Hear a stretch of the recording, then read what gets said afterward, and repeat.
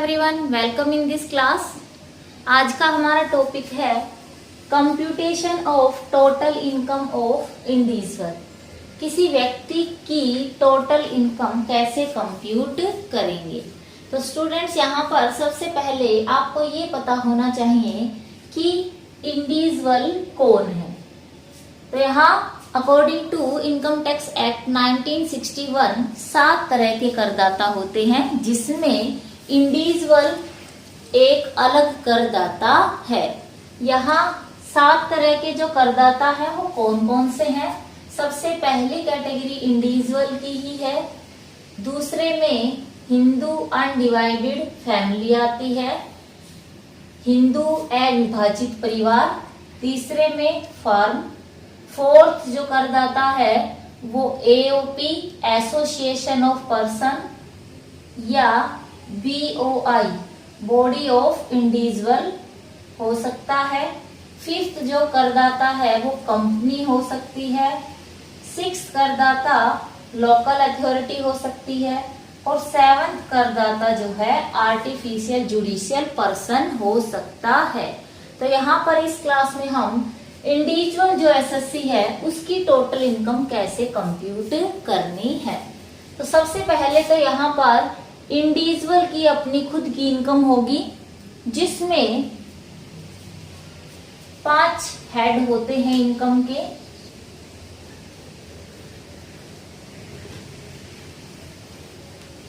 एक व्यक्ति कमाई किन किन सोर्सेज से कर सकता है।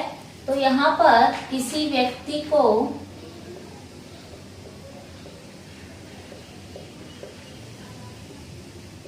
आय जो है वो या तो सैलरी से हो सकती है, पहला हेड है ये इनकम का इंडिविजुअल की। दूसरी जो है उसे आय किसी हाउस प्रॉपर्टी से हो सकती है।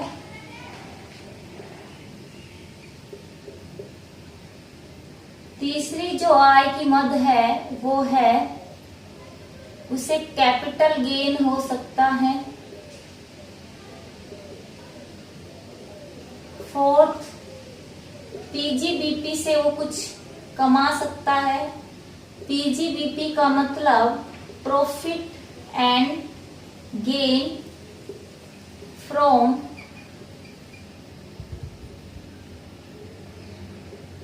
बिजनेस और प्रोफेशन।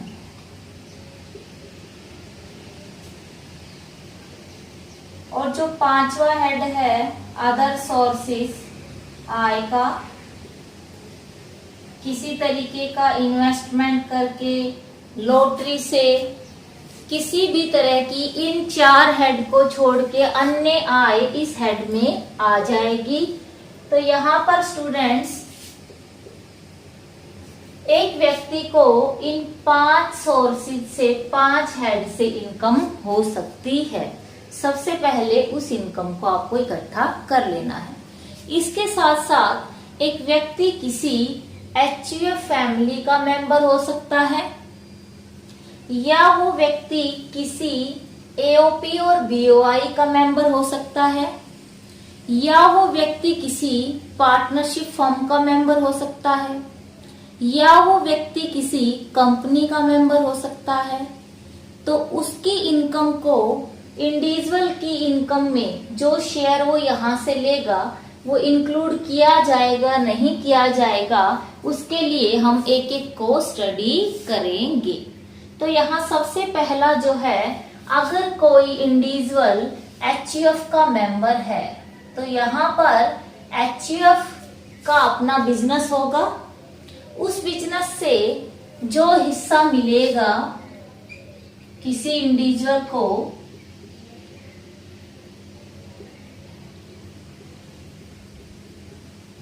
वो नॉन टैक्सेबल होगा और उसकी इनकम में नॉट इंक्लूड।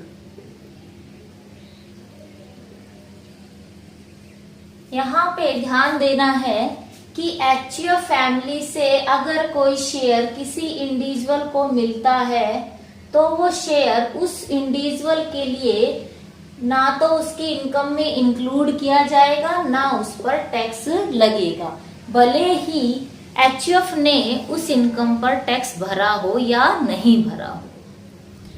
लेकिन अगर इंडिविजुअल ने कुछ अपने पर्सनल एफर्ट से कोई पर्सनल अर्निंग की है तो उसको इंडिविजुअल की इनकम में ऐड किया जाएगा। I think you got it. I repeated again कि अगर किसी इंडिविजुअल को एचयूएफ फैमिली से कोई इनकम का शेयर मिलता है तो वो इनकम का शेयर भाग इंडिविजुअल की टोटल इनकम में ना तो इंक्लूड होगा, ना उस पर टैक्स लगेगा। दूसरा जो है, अगर कोई व्यक्ति इंडिविजुअल टैक्स से बचने के लिए अपनी पर्सनल इनकम को एचयूएफ फैमिली की इनकम में ट्रांसफर कर देता है तो यहाँ पर दोबारा से उस इनकम को इंडिविजुअल की इनकम में ऐड कर दिया जाएगा और उस पर टैक्स भी लगेगा। आई रिपीटेड अगेन, अगर इंडिविजुअल ने टैक्स ना भरने की मंशा से या टैक्स से बचने के लिए किसी पर्सनल इनकम को ट्रांसफर कर दिया है एचयूएफ की इनकम में,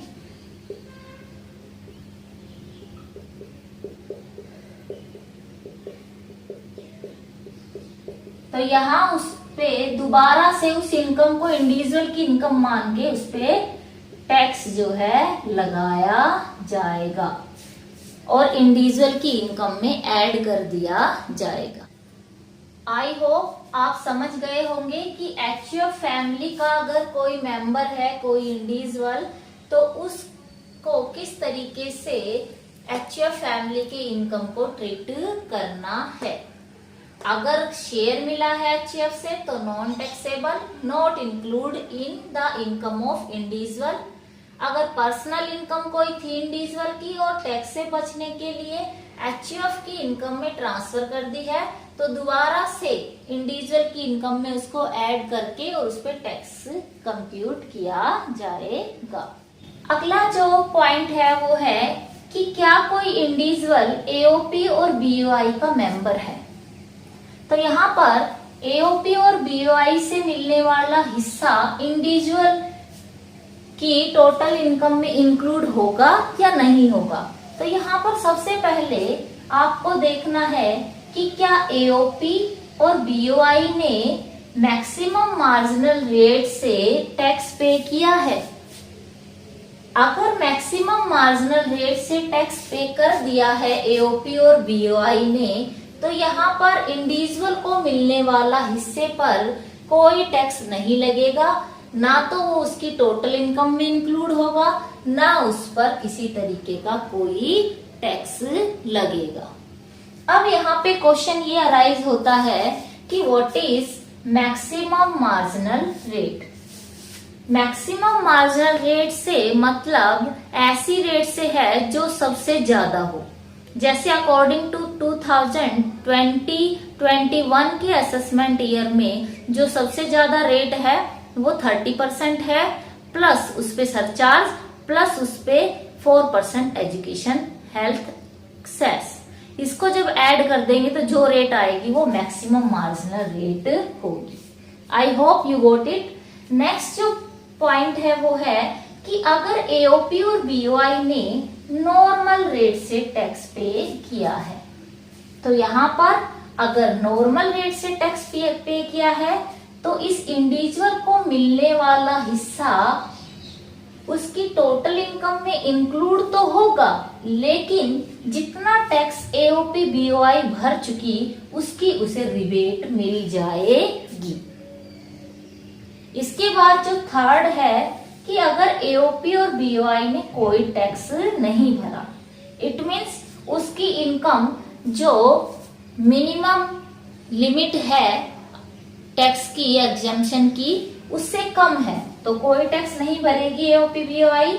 तो यहाँ पर जो हिस्सा इस इंडिविजुअल को मिलेगा वो उसकी टोटल इनकम में इंक्लूड भी होगा और उस पर टैक्स भी लगेगा।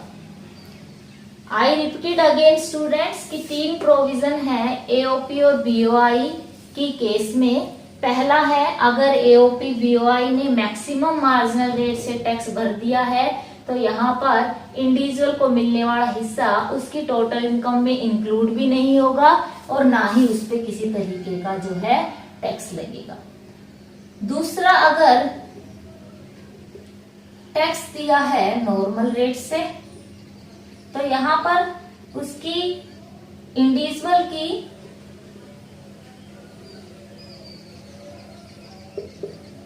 ये एओपी इंडिविजुअल की टोटल इनकम में इंक्लूड तो होगा लेकिन उसे जो है रिबेट मिल जाएगी जितना टैक्स एओपी बीओआई ने भरा है। अगर कोई टैक्स नहीं भरा एओपी बीओआई ने तो यहाँ पर टोटल इनकम में भी इंक्लूड होगा और उस पर टैक्स भी कंप्यूट किया जाएगा। कोई इंडिविजुअल अगर किसी कंपनी का मेंबर है, member in the sense share holder है, तो यहाँ पर कंपनी से मिलने वाला डिविडेंड क्या उस इंडिविजुअल की टोटल इनकम में इंक्लूड होगा या नहीं होगा। तो यहाँ पर स्टूडेंट्स देखा जाएगा कि वो कंपनी कैसी कंपनी है।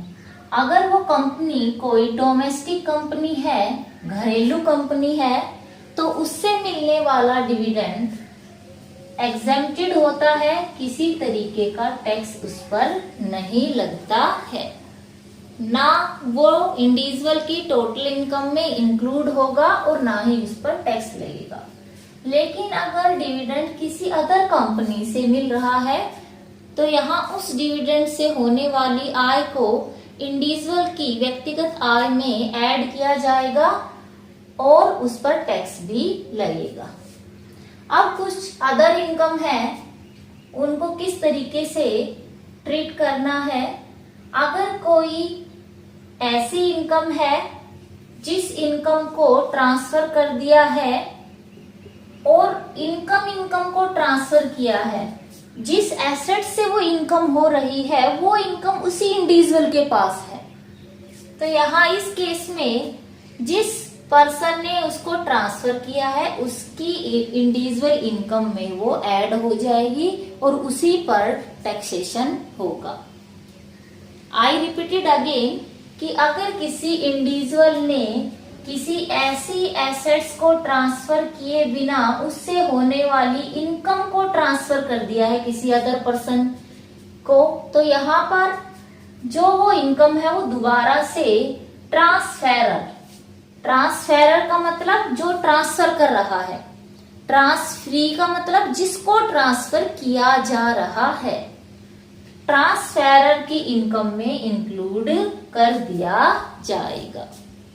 फॉर एग्जाम्पल, कोई ए इंडिविजुअल है, उसकी कोई हाउस प्रॉपर्टी है, एनी एसेट्स, उस एसेट्स को ट्रांसफर किए बिना उससे होने वाली इनकम को बी की को ट्रांसफर कर दिया, तो यहाँ पर इस इनकम को दोबारा से ए की इनकम मान करके टैक्सेशन किया जाएगा।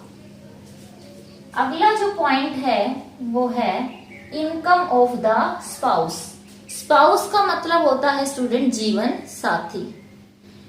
यहाँ पर अगर कोई इंडिविजुअल है और उसका स्पाउस कोई इनकम अर्न करता है तो उस इनकम को उस इंडिविजुअल की टोटल इनकम में इंक्लूड कर दिया जाएगा जिसका वो स्पाउस है।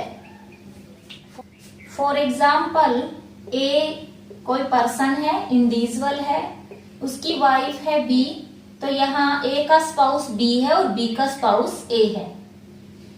बी कोई अर्निंग करती है, इनकम अर्न करती है, लेकिन उस पर टैक्स नहीं पे करती बिकॉज इसकी इनकम जो है वो एग्जेम्प्टेड लिमिट से कम है, टैक्सेबल लिमिट से जो है कम है। तो यहाँ पर बी की जो इनकम है वो ए की इनकम में इंक्लूड कर दी जाएगी। नेक्स्ट जो पॉइंट है income of minor child. Minor child की इनकम को इंडिविजुअल की इनकम में शामिल किया जाएगा या नहीं। तो यहाँ पर स्टूडेंट्स माइनर चाइल्ड की इनकम अगर उसने अपने मैनुअल वर्क से या अपनी स्किल से कमाई है तो ये नॉन टैक्सेबल होती है, एग्जेम्प्टेड होती है in the site of income tax act 1961।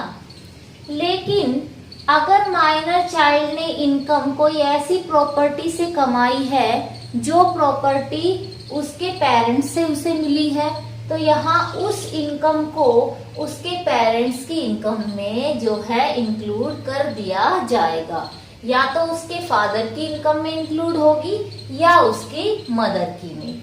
अब ये देखा जाएगा कि फादर मदर में से एसएससी कौन है, करदाता कौन है। तो यहाँ पर अगर दोनों ही करदाता हैं तो उसकी इनकम में इंक्लूड की जाएगी जिसकी इनकम मैक्सिमम होगी। तो यहाँ पर स्टूडेंट हमने माइनर चाइल्ड की इनकम को इंडिविजुअल की इनकम में कब ऐड करना है, कब ऐड नहीं करना, ये स्टडी किया। नेक्स्ट जो पॉइंट है, अगर कोई ऐसी एसेट्स से इनकम हुई है जिस एसेट्स को ट्रांसफर कर दिया है विदाउट एप्रोप्रिएट कंसिडरेशन, बिना प्रतिफल लिए उस एसेट्स को अगर किसी भी दूसरे पर्सन को इंडिविजुअल ने ट्रांसफर कर दिया है तो यहाँ पर उस आय को इंडिविजुअल की इनकम में दोबारा ऐड कर दिया जाएगा। यहाँ पर मैं एक एग्जांपल लेती हूँ। सपोज एक इंडिविजुअल है, एसएससी है, उसने कोई एसेट्स बी को ट्रांसफर कर दी और उस एसेट्स का कोई प्रतिफल प्राप्त नहीं किया, विदाउट एप्रोप्रिएट कंसिडरेशन बी को दे दी वो एसेट्स। उस एसेट्स पर आय हो रही है, कोई भी इनकम हो रही है, तो यहाँ पर उस इनकम को ए की इनकम में शामिल कर दिया जाएगा, क्योंकि जो एसेट ट्रांसफर हुई है उस एसेट्स का कोई प्रतिफल रिसीव नहीं किया है ए ने। इट मीन साफ है ये कि उसने उस आय को कम दिखाने के लिए इसे ट्रांसफर किया गया है। सो स्टूडेंट्स, आज की क्लास में हमने इंडिविजुअल कौन होता है, इंडिविजुअल किस किस हेड से इनकम अर्न कर सकता है, कौन कौन सी अदर इनकम है जो इसकी इनकम में क्लब की जाएंगी, इंडिविजुअल किन किन संस्थाओं का मेंबर होगा और किस तरीके से उसके शेयर को उसकी टोटल इनकम में इंक्लूड किया जाएगा, ये सब स्टडी किया। इसका जो नेक्स्ट पार्ट है, procedure of computation of total income, ये हम नेक्स्ट क्लास में करेंगे। तब तक के लिए थैंक यू।